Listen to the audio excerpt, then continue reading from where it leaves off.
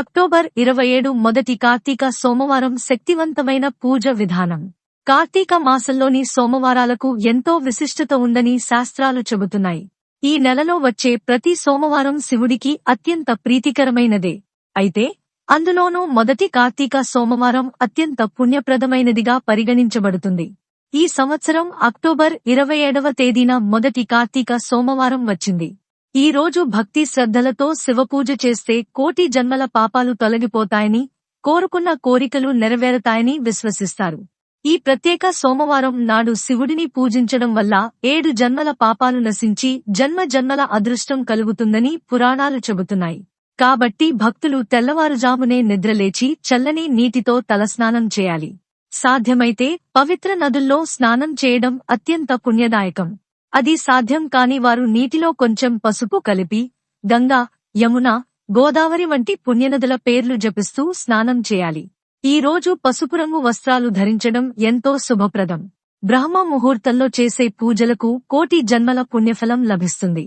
కాబట్టి ఆ సమయాన దీపారాధన చేసి తులసి క్షేత్రాన్ని పూజించాలి. ఉదయం పూజ చేయలేని వారు కనీసం 8 గంటలలోగా పూజ కార్యక్రమాలను పూర్తి చేసుకోవాలి.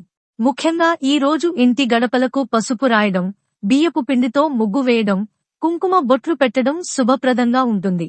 ఇంట్లో పసుపు నీటిని చల్లడం ద్వారా వాతావరణం పవిత్రమవుతుంది. మహిళలు దీపారాధన చేసే ముందు కాళ్లకు పసుపు రాసుకోవడం మంచి ఫలితాన్ని ఇస్తుంది. శివుడికి ప్రీతికరమైన పుష్పాలతో పూజ చేయడం విశేష ఫలితాన్నిస్తుంది. జిల్లేడు, గన్నేరు, నీలం రంగు శంఖు పుష్పం, నందివర్ధనం, తామర, ఉమ్మెత్త పుష్పాలు వంటి పూలతో పూజ చేస్తే పుణ్యఫలం మరింత రెట్టింపు అవుతుంది. ఈ పూలు లభ్యం కాని సందర్భంలో తెలుపు రంగు పూలతో పూజ చేయడం కూడా శుభదాయకమే. ముఖ్యంగా ఈ మొదటి కార్తీక సోమవారం నాడు చేయవలసిన అత్యంత పుణ్యకార్యం నారికేల దీపం వెలిగించడం. ఏ పూజ చేయలేకపోయినా, ఉపవాసం ఉండకపోయినా ఈ రోజు తప్పనిసరిగా నారికేల దీపం వెలిగించడం శ్రేయస్కరం. నారికేల దీపం అంటే కొబ్బరి చిప్పలో ఆవు నెయ్యి లేదా నువ్వుల నూనె పోసి వత్తులతో వెలిగించే దీపం. కొబ్బరికాయలో త్రిమూర్తులు బ్రహ్మ, విష్ణు, మహేశ్వరులు కొలువై ఉంటారని విశ్వాసం ఉంది.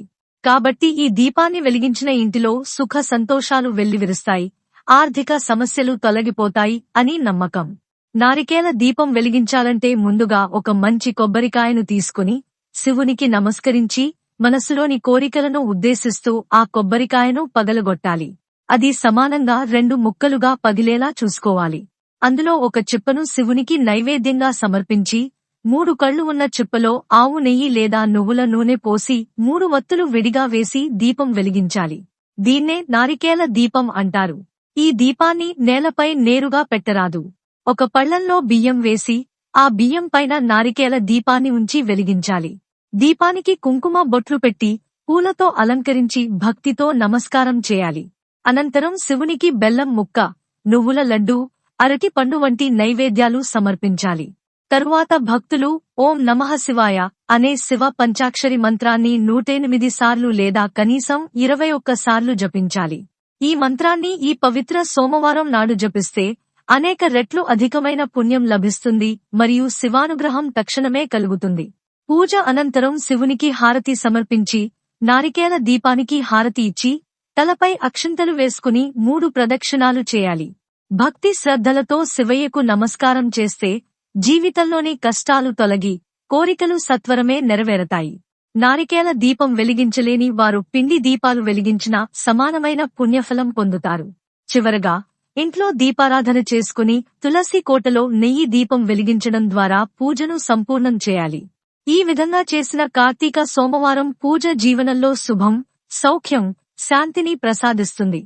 విశేషంగా ఈ మొదటి కార్తీక సోమవారం నాడు తులసి కోటను అందంగా అలంకరించడం అత్యంత శుభకరమైన కార్యంగా భావించబడుతుంది.